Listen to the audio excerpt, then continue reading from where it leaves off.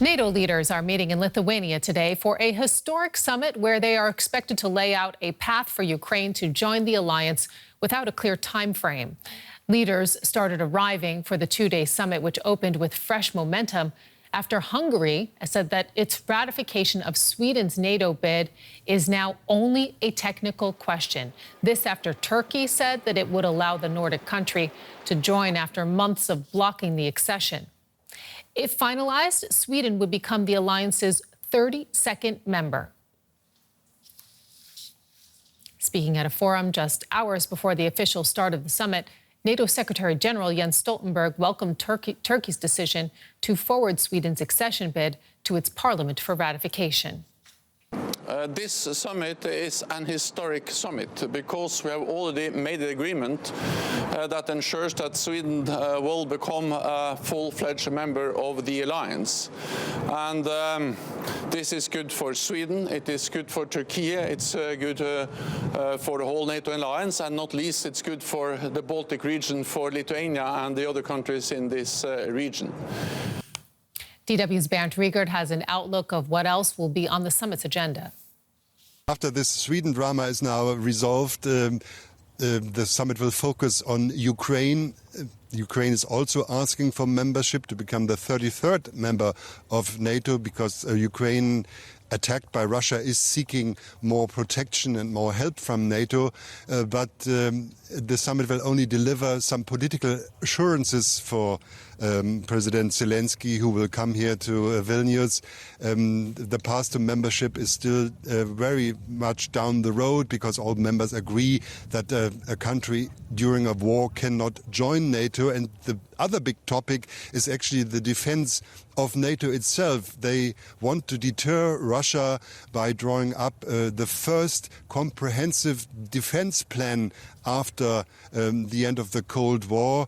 This defense plan has actually allegedly 2,000 pages. It's top secret and it describes how to move around 500,000 troops at NATO in NATO territory to the eastern flank in the case of a Russian attack. But you have to keep in mind that these troops are still only troops on paper. They are not there yet, and NATO has to boost and to beef up its troops and also its weaponry in Europe to be able to defend itself against a possible Russian attack.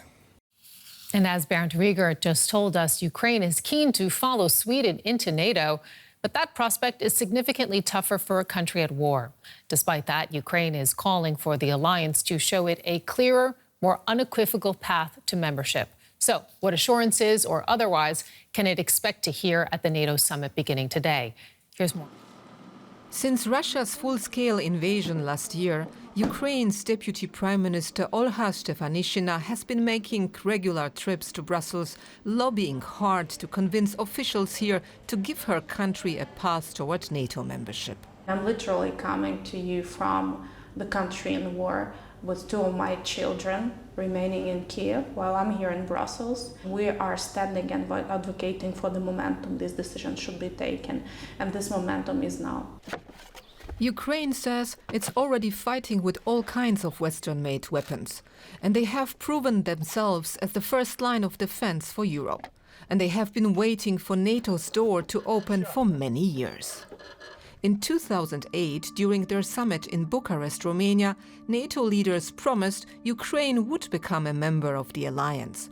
But they stopped short of saying when and how, for fear of provoking Russia. And some NATO countries are still cautious, among them Germany. There are clear statements from NATO that Ukraine has its future in NATO. But it is also clear to all concerned that the admission of a country that is at war is simply out of the question. Here's why. NATO nations take a collective defense pledge to protect each other in case of an attack. This promise, known as Article 5 of the NATO Founding Act, is at the heart of the alliance. So admitting Ukraine could put NATO into direct conflict with Russia. But if immediate membership is out of the question, why not offer Ukraine a roadmap to accession? Or make clear it comes directly after the war ends? It's what many of Ukraine's biggest backers are pushing for. Ukraine should be member of NATO alliance because it's proof of our common security. Of course, we need to be united. So that's why we are open to discussion about this. In my opinion, we should present a path to reach this goal. But in the meantime, Ukraine is fighting a war in the here and now. That's why, behind closed doors, the US and some European nations are frantically working on security assurances they could individually offer, such as providing Ukraine with weapons, advanced technology and training. Those efforts are being closely watched in Russia, which has always seen NATO's growth as a threat to its own security, something the alliance denies. For the time being, there appears to be no alternative to the fighting. For Ukraine, negotiating with Russia now would mean giving up territory and giving in to an unjustified land invasion. Olha Stepanishina is determined to keep pushing, still hoping to see sooner rather than later Ukraine's flag raised at the alliance's headquarters in Brussels. So what does this NATO summit mean for Ukraine? I spoke with DW correspondent Nick Connolly in Kyiv and asked him what would make Ukraine happy coming out of this summit and what it would be realistic to expect.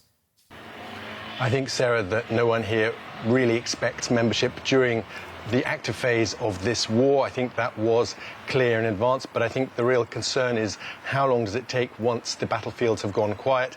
Is Ukraine going to be fobbed off with some kind of vague guarantees that don't provide the kind of collective security and that guarantee of NATO troops fighting on Ukraine's side if it is attacked in the future?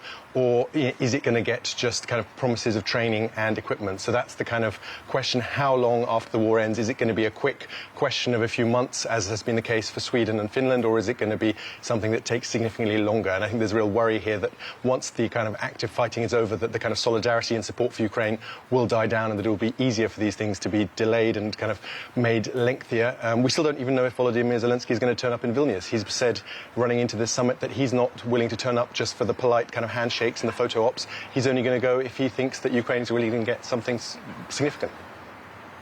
And we have to mention, just to put this all into context, that the prospect of Ukraine joining the alliance came up back in 2008. 15 years later, it's now still under discussion. How do Ukrainians feel about that, Nick? Well, if you look at the sociology, about 90% of Ukrainians support joining NATO. That is significantly up on the past. I think this most recent Russian invasion has made it clear once again what risks being neutral, at least on paper, or not being allied to significant military blocs has for Ukraine. And if you talk to Ukrainians, they'll say that decision was the genuine mistake. That was actually provoking Russia by making it clear that the West wouldn't stand up for Ukraine fully. They say that Crimea wouldn't have happened if Ukraine had been in NATO. They say that now letting Ukraine in would actually stop Russian invasion. They say that Russia is maybe unpredictable but not suicidal, that it would actually realize that this is not tenable, that Ukraine is not part of its sphere of influence if the West actually made that step, that actually taking that step is not going to up the risk, it would actually down the risk, would make it less likely that Russia comes into sort of military intervention in this part of Europe. So that's definitely the kind of message from here. And there's a real worry that the same countries, including Germany, who were cautious back in 2008, will make this decision more difficult this time around. DW correspondent Nick Connolly in Kyiv. Thank you.